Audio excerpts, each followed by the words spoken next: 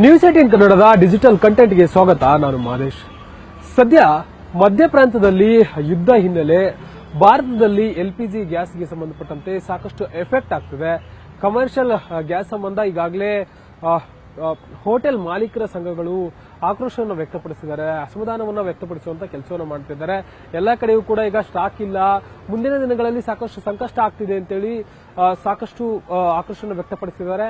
ಮತ್ತೆ ಪ್ರತಿಭಟನೆಗೂ ಕೂಡ ಸಿದ್ಧರಾಗ್ತಿದ್ದಾರೆ. ಇದರ ಜೊತೆಗೆ ಈ ಒಂದು ಸಂದರ್ಭದಲ್ಲಿ ಎಲ್ಪಿಜಿ ಗ್ಯಾಸ್ ಅನ್ನ ಕಾಳಸಂತೆಯಲ್ಲಿ ಜಾಸ್ತಿ ರೇಟ್ಗೆ ಮಾರಾಟ ಮಾಡುವಂತಹ ವಿಚಾರಗಳು ಕೂಡ ಬೆಳಕಿಗೆ ಬರ್ತಿದೆ.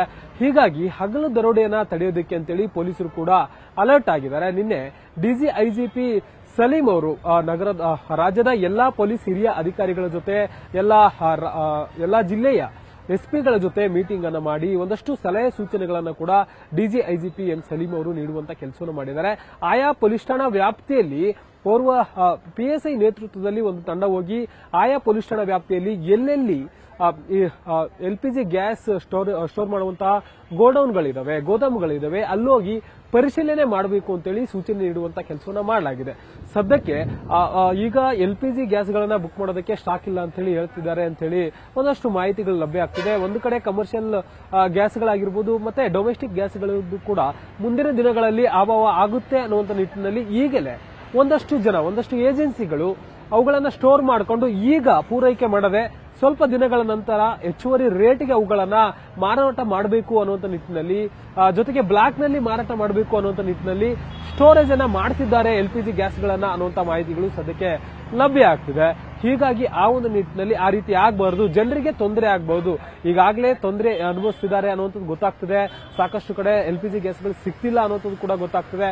ಕಮರ್ಷಿಯಲ್ ಗ್ಯಾಸ್ ಸಂಬಂಧ ಈಗಾಗಲೇ ಹೋಟೆಲ್ ಮಾಲೀಕರು ಕೂಡ ಒಂದಷ್ಟು ಅಸಮಾಧಾನ ವ್ಯಕ್ತಪಡಿಸುವಂತ ಕೆಲಸವನ್ನು ಮಾಡ್ತಿದ್ದಾರೆ. ನಮಗೆ ಗ್ಯಾಸ್ ಸಿಲಿಂಡರ್ ಸಿಗ್ತಿಲ್ಲ, ಮುಂದಿನ ದಿನಗಳಲ್ಲಿ ನಾವು ಹೋಟೆಲ್ ಅನ್ನ ಕ್ಲೋಸ್ ಮಾಡುವಂತ ಪರಿಸ್ಥಿತಿಯೂ ಕೂಡ ಬಂದ್ರೆ ಆಶ್ಚರ್ಯ ಇಲ್ಲ ಅಂತೇಳಿ ಒಂದಷ್ಟು ಅಸಮಾಧಾನವನ್ನ ತೋಡ್ಕೊಳ್ತಿದ್ದಾರೆ. ಹೀಗಾಗಿ ಇಂತಹ ಸಂದರ್ಭದಲ್ಲಿ ಜನರಿಗೆ ತೊಂದರೆ ಆಗಬಾರದು, ಜನರಿಗೆ ಎಲ್ಪಿಜಿ ಗ್ಯಾಸ್ಗಳ ಪೂರೈಕೆಯಲ್ಲಿ ತೊಂದರೆ ಆಗಬಾರದು ಅನ್ನೋ ನಿಟ್ಟಿನಲ್ಲಿ ಯಾರೆಲ್ಲ ಹೆಚ್ಚುವರಿಯಾಗಿ ಹಣಕ್ಕೆ ಮಾರಾಟ ಮಾಡಬೇಕು ಅಂತೇಳಿ ಪ್ಲಾನ್ ಮಾಡ್ಕೊಂಡಿದ್ದಾರೆ, ಬ್ಲಾಕ್ ನಲ್ಲಿ ಮಾರಾಟ ಮಾಡಬೇಕು ಅಂತೇಳಿ ಪ್ಲಾನ್ ಮಾಡ್ಕೊಂಡಿದ್ದಾರಲ್ಲ ಅಂತವರ ವಿರುದ್ಧ ಕಂಡಿಡುವಂತ ಕೆಲಸವನ್ನ ಪೊಲೀಸ್ ಅಧಿಕಾರಿಗಳು ಮಾಡಿದ್ದಾರೆ. ಹೀಗಾಗಿ ಎಲ್ಲೆಲ್ಲಿ ಗೋದಾಮುಗಳಿದಾವೆ ಅಲ್ಲೋಗಿ ಸ್ಟಾಕ್ ಅನ್ನ ಪರಿಶೀಲನೆ ಮಾಡಬೇಕು. ಎಷ್ಟು ಸ್ಟಾಕ್ ಇದಾವೆ, ಪ್ರತಿ ಮಂತ್ಲಿ ಎಷ್ಟು ಸ್ಟಾಕ್ ಬರ್ತಿತ್ತು, ಈಗ ಎಷ್ಟು ಉಳಿದಿದೆ, ಸ್ಟಾಕ್ ಎಷ್ಟು ಉಳಿದಿದೆ, ಎಷ್ಟು ಎಲ್ಪಿಜಿ ಗ್ಯಾಸ್ಗಳು ಸಿಲಿಂಡರ್ಗಳಿದಾವೆ, ಅವುಗಳನ್ನ ಆರ್ಡರ್ಗಳು ಎಷ್ಟು ಬಂದಿದ್ದಾವೆ, ನಿಯಮಿತವಾಗಿ ಆರ್ಡರ್ಗಳನ್ನ ತೆಗೆದುಕೊಳ್ತಿದ್ದಾರಾ ಅಥವಾ ಕರೆಕ್ಟ್ ಆಗಿ ರೇಟ್ಗೆ ಇವರು ಮಾರಾಟ ಮಾಡ್ತಿದ್ದಾರಾ, ಒಂದು ವೇಳೆ ಇದನ್ನ ಸ್ಟೋರ್ ಮಾಡಿಕೊಂಡು ಮುಂದಿನ ಹಂತದಲ್ಲಿ ಬ್ಲಾಕ್ ನಲ್ಲಿ ಮಾರಾಟ ಮಾಡೋದಕ್ಕೆ ಇವರು ಪ್ಲಾನ್ ಮಾಡ್ಕೊಂಡಿದ್ದಾರಾ ಅನ್ನೋದಕ್ಕೆ ಸಂಬಂಧಪಟ್ಟಂತೆ ಒಂದಷ್ಟು ಪರಿಶೀಲನೆ ಮಾಡಬೇಕು.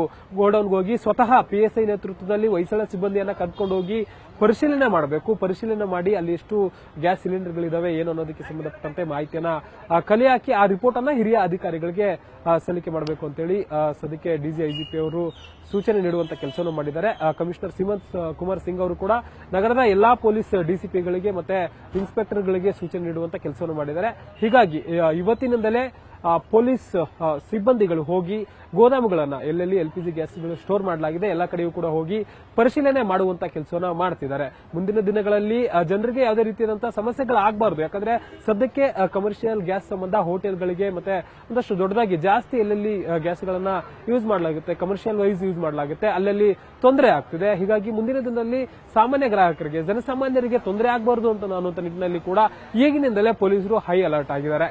ಹೆಚ್ಚಿನ ಡಿಜಿಟಲ್ ಕಂಟೆಂಟ್ಗಳಿಗಾಗಿ ನೋಡ್ತೀರಿ ನ್ಯೂಸ್ 18 ಕನ್ನಡ. ನಮ್ಮ ನ್ಯೂಸ್ 18 ಕನ್ನಡದ ಯೂಟ್ಯೂಬ್ ಚಾನಲ್ ಅನ್ನ ಸಬ್ಸ್ಕ್ರೈಬ್ ಮಾಡಿ ಮತ್ತೆ ಶೇರ್ ಮಾಡಿ. ಜೊತೆಗೆ ಸೋಷಿಯಲ್ ಮೀಡಿಯಾದ ಪೇಜ್ಗಳನ್ನು ಕೂಡ ನೀವು ಟ್ವಿಟರ್ ಅಂದ್ರೆ ಎಕ್ಸ್ ಆಗಿರ್ಬೋದು ಮತ್ತೆ ಇನ್ಸ್ಟಾಗ್ರಾಮ್ ಮತ್ತೆ ಫೇಸ್ಬುಕ್ ನಲ್ಲೂ ಕೂಡ ಫಾಲೋ ಮಾಡಬಹುದು. ನಿರ್ಭೀತ, ನಿಷ್ಪಕ್ಷಪಾತ, ವಿಶ್ವಾಸಾರ್ಹ ಸುದ್ದಿಗಳಿಗೆ ಮತ್ತೊಂದು ಹೆಸರಾಗಿರುವಂತ ನ್ಯೂಸ್ 18 ಕನ್ನಡ ಈಗ ಆಪ್ನಲ್ಲೂ ಲಭ್ಯವಿದೆ. ದಯವಿಟ್ಟು ಇಲ್ಲಿರುವ QR ಕೋಡ್ ಅನ್ನ ಸ್ಕ್ಯಾನ್ ಮಾಡಿಕೊಂಡು ಆಪ್ ಅನ್ನ ಡೌನ್ಲೋಡ್ ಮಾಡೋದಕ್ಕೆ ಮರಿಬೇಡಿ. ನಿಮ್ಮ ಬೆಂಬಲ ಹೀಗೆ ಸದಾ ನಮ್ಮೊಂದಿಗಿರಲಿ. ಧನ್ಯವಾದ.